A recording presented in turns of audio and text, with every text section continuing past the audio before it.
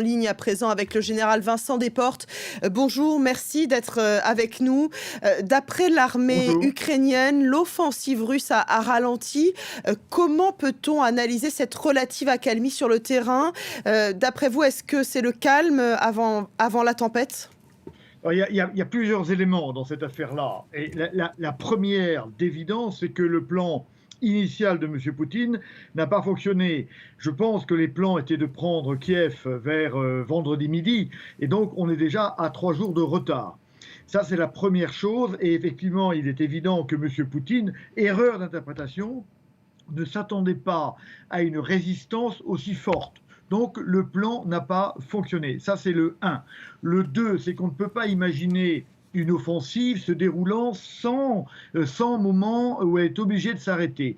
Les Russes ont une armée blindée avec des chars, des véhicules de transport de troupes. Cela exige à la fois des tonnes et des tonnes de carburant et des tonnes et des tonnes de munitions.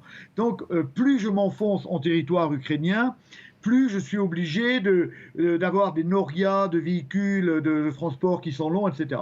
Donc le rythme d'une guerre mécanisée, elle est toujours comme ça. J'attaque, je m'arrête, je recapitalise, j'attaque, je m'arrête, je recapitalise. Donc il y a plusieurs phénomènes qui jouent. Le premier, le plus important, étant quand même l'incroyable, la remarquable résistance du peuple ukrainien. Euh, Général Vincent Desportes, hier, cette guerre en Ukraine a pris un autre tournant avec cette menace de Vladimir Poutine d'utiliser les forces nucléaires. Personne n'est dans la tête du chef du Kremlin, bien sûr, mais peut-on craindre que le conflit prenne cette dangereuse direction? Alors, en tout cas, on n'a pas le droit de ne pas le prendre comme une hypothèse sérieuse.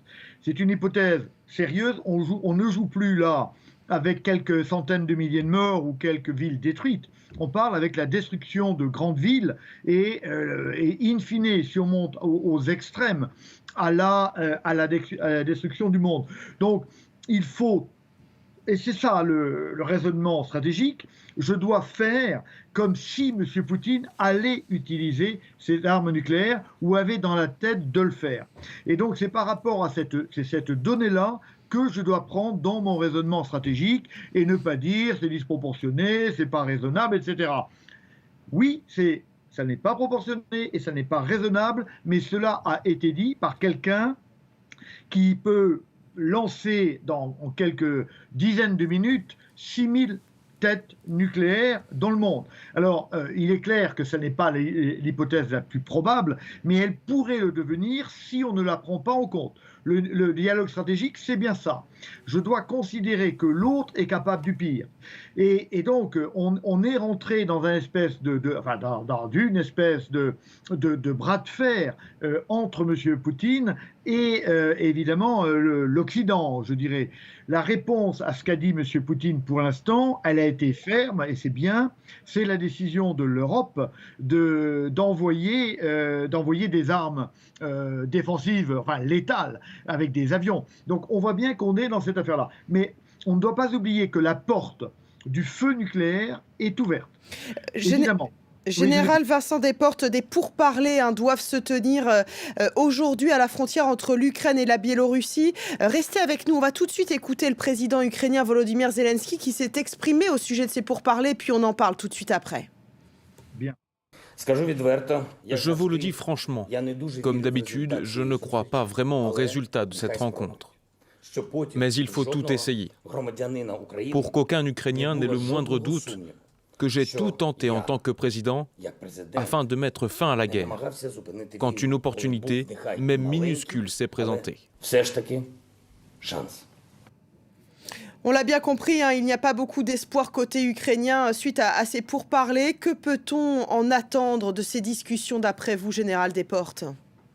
Ce qu'on peut en attendre, d'abord, c'est qu'ils existent, ce qui est évidemment fondamental. On sort de la guerre soit par la destruction totale, soit par un compromis à un moment donné qui aura été atteint justement par le dialogue. Donc il est extrêmement important qu'un dialogue soit établi et qu'il ne cesse pas. Pendant toutes les guerres ont terminé comme ça. Si on se rappelle la guerre du Vietnam, les conversations de Paris ont duré plus d'1 an et pendant tout ce temps, la guerre a continué. L'important, c'est de pouvoir se parler. À partir du moment où on ne se parle plus, alors la montée aux extrêmes devient probable. Donc déjà, ce qu'on en attend, c'est qu'ils existent. Ensuite, ils vont évoluer. Il n'y a rien à en attendre d'immédiat. Comme les sanctions économiques d'ailleurs, qui ne produiront rien dans l'immédiat. Mais c'est tout un ensemble de choses qui va finir par produire. Ce qui est fondamental, c'est de maintenir le canal de dialogue, de communication ouvert. C'est parce que tant Khrouchtchev que Kennedy ont réussi à maintenir ce canal ouvert pendant la crise terrible des 13 jours, qui est là, il y a 60 ans, la crise de Cuba, qui est la précédente crise nucléaire qui aurait pu détruire le monde, c'est bien parce qu'ils ont réussi à maintenir ce dialogue qu'ils sont arrivés finalement à négocier une sortie de crise par le haut, et c'est bien ce qu'il faut faire. On ne sort d'une crise que si finalement chacun a le sentiment de ne pas tout perdre et d'être un peu gagnant de la sortie de crise. J'ai envie de vous interroger sur un point particulier. Certaines fonctionnalités de Google Maps ont été désactivées en Ukraine. C'était des outils qui pouvaient être utilisés pour suivre le mouvement des troupes, notamment. Selon vous, est-ce que c'est une bonne décision d'avoir supprimé ces outils pour l'Ukraine en ces temps de guerre ? Écoutez, il y a deux choses, il y a deux nécessités là qui sont en train de se confronter. La première chose, on voit bien que l'Ukraine ne joue pas, mais enfin, il y a une émotion très forte en Occident par rapport à cette guerre-là. Cette émotion, elle suppose qu'il y ait une communication qui ait des images. Bon, d'un côté, donc, il faut qu'il y ait des canaux qui soient ouverts. D'un autre côté, il est évident que la guerre repose d'abord sur la surprise, sur le secret. Et donc, si les Russes pouvaient connaître à l'avance parfaitement les déplacements des troupes ukrainiennes, ces troupes russes auraient un avantage considérable. Donc on voit bien qu'il faut jouer entre ces deux nécessités. Moi, la première nécessité quand même, parce qu'il s'agit d'arrêter les forces russes, c'est évidemment de faire en sorte que les Russes en savent le moins possible sur les mouvements de troupes ukrainiens. Restez avec nous.